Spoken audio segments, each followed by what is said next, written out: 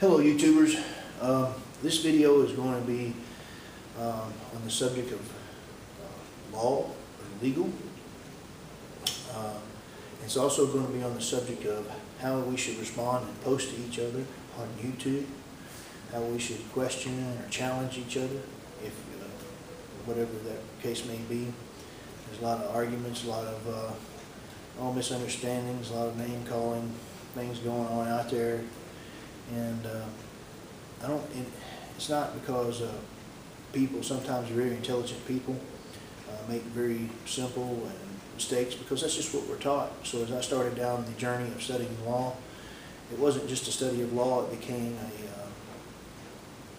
a spiritual journey, which I learned a lot of things about myself, what I'd been doing wrong, started holding myself more accountable to some of the things that I'd been doing. Anyway, that's enough explanation. Now I'm gonna say some things, and I'm not gonna provide references for everything I exactly say. When I speak, I do try to speak, and so that I wouldn't be contractually obligated, and so that I don't say like this is the best, because nothing's best. It's best for who is the question. So this is how to stay out of fights, how to deal with fights, and not how to, can be how to win fights, but it's more about what you should be doing, what your conscience should be telling you to do. As I started studying law, I learned what it is to stay in honor. What does it mean to stay in honor? Well, and how is that relevant to us? We're out here talking to each other on YouTube. Well, these rules are set in law and in court and all that to preserve civilized behavior and to preserve good manners and to give order to these issues that are stemming from these people's emotions, so that they can be worked through and solved. And without these standard agreements, it's hard to work through. So the first one is stay in honor. What does it mean to stay in honor? Well, that one's not as that one has a big envelope. I'm going to go over the rest of them first, and then we'll kind of go in. Staying in honor really has to do with all these things. Don't create controversy. So a claim and a counterclaim situation. Now this is by law. If you examine Black's Law Dictionary, if you study the laws that pertain to the United States of America or any country that has a constitution, uses Black's Law, has a central bank, which falls under UCC codes. This is how those countries work, which is like over 150 of the countries out of 200 total countries. This is how they work. Don't create controversy. What do I mean, don't create controversy? Okay, if I make a claim and say, this is death of the rocket stove. I shouldn't use that one because somebody will take it personal, but I'm going to use it anyway. Death of the rocket stove, right? Well, somebody can come on and quickly say, well, I don't think that what you've laid out constitutes death of the rocket stove. Therefore, you're wrong. Well, that's a counterclaim. When you counter somebody, that's a counteroffer or a counterclaim, you create controversy. That's what it means. So, when you have a legal action, you have one party who's made a claim, and the other party has made another claim, and the judge is there to settle the controversy. Okay? So, well, how do we do it then? Well, first of all, what you want to do is you want to stay in discovery until you're sure. Because you don't want to make an assertion and say, oh, this is this, and saying that you're wrong about something without first understanding if your assumption of what that person's talking about is 100% correct. So if you don't do that and you go out there and you make a counterclaim to somebody before you fully understand what their claim was, what they intended on their claim, and their intentions, and evaluate their words on that claim, you can't really tell, right? So when you make a counterclaim, you're creating controversy. So when you see anybody claiming something on YouTube, that's this is over unity, right?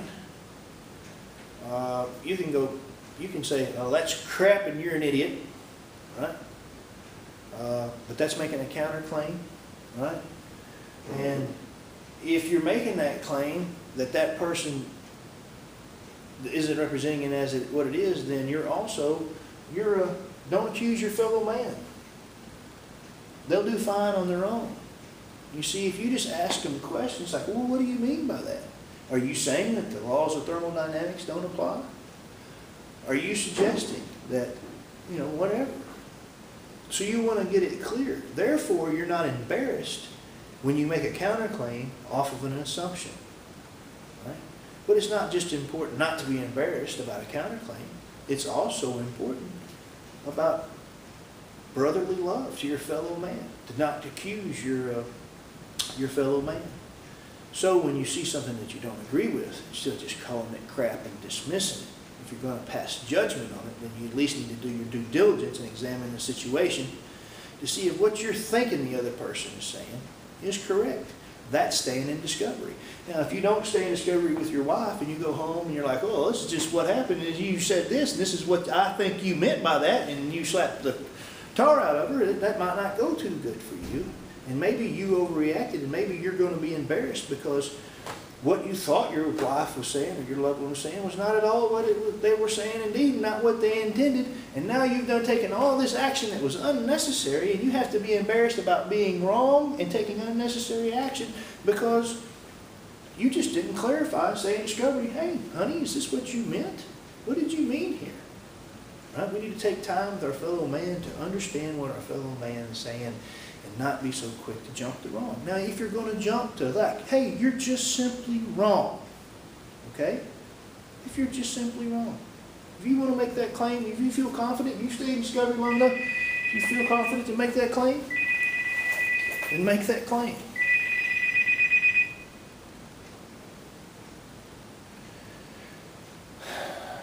But when you make that claim, if you find out that you made an assumption and it was wrong, then have the character, right? Have the character to stay in honor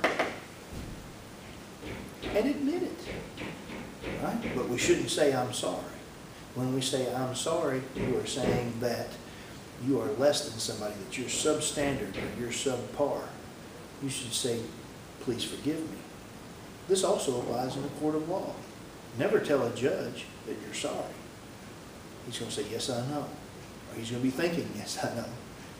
Tell him, if I've offended you, could I please be forgiven? There is a difference. The words that we use are binding, and they have difference. And the words that we use can cast spells. Could that be why they call it spelling? I don't know. Black's Law Dictionary, spelling? I don't know. You figure it out. If you will pay attention to my favorites, or my subscriptions, I should say, you will see a lot of good law information in there. Everything that I have put out on YouTube, most of it is not my own. I've learned it from someone else, as do all men. It is very tough to have an original thought. I believe it is a struggle that I have to have an original thought. And the only original thought that I think I had was to use a waterfall as a heat exchanger on the rocket stove. And I think that might be an original thought because I can't find it anywhere else that somebody's done it. So anyway, try to stay in honor. Try to stay in discovery so you don't get embarrassed. Try to stay asking questions so you don't have to accuse your fellow man. You see, if you just ask him questions, you let him define the parameters that he's speaking in. And then once He has defined those parameters. Then you can hold him up and say, well, these are the parameters that you described, and by your parameters that you described, this just isn't right. So you got to stay in discovery until you're sure. And if you step out of discovery before you're sure what the other person's saying, it is very likely that you're going to be embarrassed, because perhaps that's not what that person meant at all. And it's brotherly love. If you guys get tired of arguing with people, if you get tired of fighting, whether it's with your old lady, whatever, you know what? An argument takes two people. One person cannot do an argument all by themselves. If you will ask questions instead of making assertions, you can't be argued with. If you want to know how to not argue with your wife this evening, you want to know how to not argue with people on YouTube, you want to know how not to get caught. You see, when you make a claim, any claim, I claim this is this, you have to back it up. If you don't make any claims, you don't have to back anything up. If you don't make any claims, you also can't be found to be making a false claim. If you ask questions, then you're always not making a claim, because a question is not a claim. So if you ask questions, you're sure not to accuse your fellow man. You're sure to stay in discovery. If you ask questions, you're sure not to create controversy. And if you ask questions, you stay in honor. Right? So when somebody comes at me, I'll say, could it be this or could it be that? That's not, because I'm not stating for a fact, this is how it is. I'm saying, could it be? Right? If I said this is how it is, then that's open to any counterclaim. But my question was, could it be? Could it be this? There is no appropriate counterclaim for that question. So I'm considering doing a few videos on how to repair your credit. This would be a good one. How to use a notice would be a good one. And as I started learning law, I just found and thought that this was good stuff to put in practice in my daily life. And I win a lot more arguments now. Well, from other people's perspective. I don't get in as many arguments now as I used to. Generally, people don't want to argue with me, right? Or they might try, but they'll quickly see that they're not too successful. And I'm wrong, and I'm human, and make lots of mistakes. I'm the king of mistakes. However, due to the poor approach, without these things, how people come at me, and they don't have this approach, they leave themselves open to be embarrassed. They make claims that they can't back up. I didn't force them to do that. And isn't it all of our duties to have some empathy and compassion on our fellow man and try not to go out there and be offensive to it? If you counterclaim somebody, if somebody claims this is this, and you say, you think that person's not going to be offended? Could you have asked questions? Could it be that the response that you get has something to do with the approach that you took in the first place? Could that be? Can you argue with that? Thanks for watching.